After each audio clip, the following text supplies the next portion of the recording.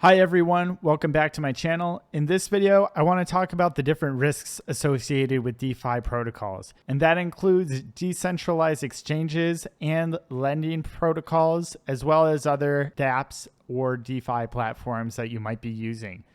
The first risk I want to talk about is contract risk. Contract risk is associated with any DeFi app or dApp of any sort where you are interacting with a smart contract. The smart contract is developed by the devs, and so you should go and find the devs or go to whatever community platforms that they have, like Discord or Telegram, and try to enter their groups and getting to know them or seeing if they're trustworthy or if you think they're capable people, because those are the people that your money is now in the trust of. It's not their money per se, but it is their contract. And if you don't think they are capable of making a good contract, then you should not put your money into that contract. So try and do your due diligence. Try to make sure that you are only depositing your money into contracts that you think are very safe to do so. Alternatively, you could take your coins, say if you had Phantom, and then delegate them to a validator node on Phantom, and you could earn some yield like that, around 11.49%.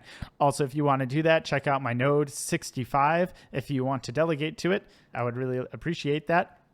And that way you can avoid contract risk altogether. Of course, the rewards that you would earn from delegating are not as great as you could get from depositing into a DeFi protocol. The next risk I want to talk about is impermanent loss. So when you pick your two tokens to deposit into a liquidity pool on a decentralized exchange, you want to make sure that the two tokens, or at least you want to have an idea that the two tokens will not vary much in their price ratio of one another. Over here, I have an impermanent loss calculator that will help you understand the risks associated with that. So say you have a coin that is valued at $100 a coin, and you have a token B, which is valued at $200 a coin. And then after a certain amount of time, which is irrelevant, the token A is now worth $200 and the token B is now worth $600. So you'll notice that there's an impermanent loss value down here of 2.02%. This is money that you will have lost because the ratio in the tokens has changed over the period of time that you were supplying liquidity to the pool. So you'll notice that if you had just held both of the coins, you would now have $2,500.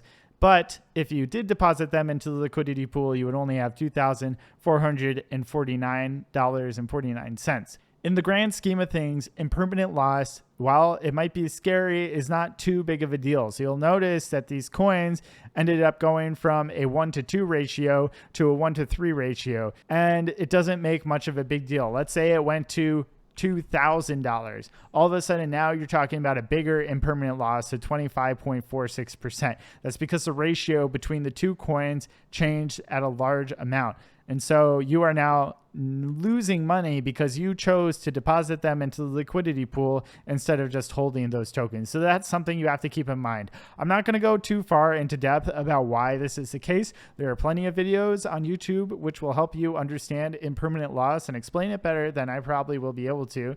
But this is the general idea. So it's a risk that you need to be aware of. And while it might not be a huge risk because you can act ahead of time to try and pick two tokens that you think will move in tandem with each other and keep a steady ratio in price, it is something that you should be aware of when you're depositing into a liquidity pool. Alternatively, you could deposit your tokens or coins into a lending protocol. And while in most cases, the lending protocols would not be able to generate as much yield for your deposits as a decentralized exchange would, the impermanent loss would not exist because you are just depositing your coin and then someone else is borrowing and then paying interest on it. So you wouldn't have to worry about impermanent loss while using a lending platform. So that's something to keep in mind too. The next risk I want to talk about is unrelated to the contracts themselves. It's unrelated to impermanent loss or the assets you pick. It's the risk of outside attackers creating phishing sites or mechanisms like ads, or if you go onto Google and you're searching for a new DeFi platform and you accidentally click onto an ad, it takes you to a sketchy site that isn't really where you want it to go. In those cases, you have to be very careful. If you go to one of those sites, which you should do your best to avoid, so use your due diligence, don't just go clicking on different links, make very certain that the link you're going to is a safe link to go to. And then if you accidentally get to one of those sites, exit out immediately and do not click on any buttons in the site or anywhere in the site, or it could potentially download malicious software to your computer, which would then try to find your private keys or hack your MetaMask or something like that. So do your best to avoid that. Another risk that I wanted to talk about that I probably should have mentioned before the phishing is the exposure you have to the tokens that you are depositing into a liquidity pool or into a lending protocol. So say you have token A and you deposit it into a lending protocol. And while it's there, it's earning 20% APY. So over the course of the year, you would expect 20% in profits. However, the value of the token while you're holding it goes down 20%. All of a sudden, your entire profits are basically erased because you are earning your profits in the token that you deposited, and the value of your token has gone down. So you're exposed to that risk of the value changing of the asset you're holding. And this is the same as if you were just to hold that asset outside. So I suppose if you were to deposit it into the lending protocol, it would still be in your favor to do that, even though you end up losing money altogether. You would lose less money because it is generating yield at the same time that the price of the asset is going down.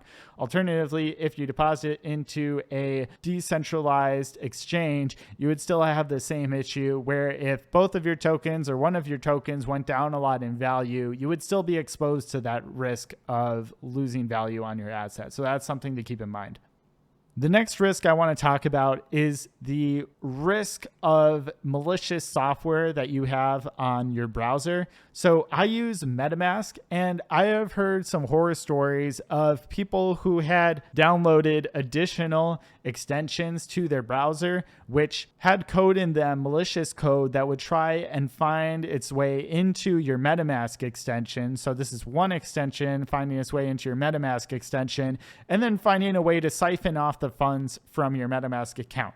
There are a few ways that you can stop this from happening or stop it from possibly happening. Well, for one, try to make sure that you don't download any browser extensions that you're not positive are trustworthy. Additionally, I highly recommend that if you want to put a lot of money onto your MetaMask to do this DeFi stuff with, that you have a hardware device to connect to your MetaMask. So that could be a Ledger device or a Trezor device. And the reason I suggest that is because only someone with the Ledger or Trezor device, you hopefully, would be able to confirm those transactions. So if, for instance, a hacker hacked into your computer and got access to your MetaMask, they still wouldn't be able to send off any tokens or coins unless they had access to the hardware device, which is in the physical world. It's not in the digital world. So you would have it maybe next to your computer or something like that. And that would basically save you from the potential hacking of any digital hackers. So that's something that I suggest you do. If you really want to get serious about DeFi, you have a lot of money on here, I seriously suggest that you get one of those hardware devices, either a Ledger or a Trezor that works with MetaMask. The final risk that I want to talk about is just the risk of yourself, that you might make a mistake or have an accident or send a transaction to the wrong address or do something that you didn't realize you were doing until after you did it. You have to be really careful now that you are using cryptocurrency, that you're using these decentralized applications, that you are the owner and the custodian of your own funds, which means that if you screw up, there's no one you can go to, there's no one you can talk to that can reverse the transaction for you. So once you do something, if you lose your funds because you did something, there's no way to get them back. There's something you need to be very aware of every time you're using either a decentralized application or sending your coins anywhere at all. So I suggest that if you are going to be sending them to another address, that you copy and paste the address. You don't try to type it in. And then you go and double check or triple check that to make sure that that address is the address that you in fact want to send those coins or tokens to, so that you don't end up accidentally sending them somewhere that you don't want to, or that you don't even know where it is, and then they're gone forever.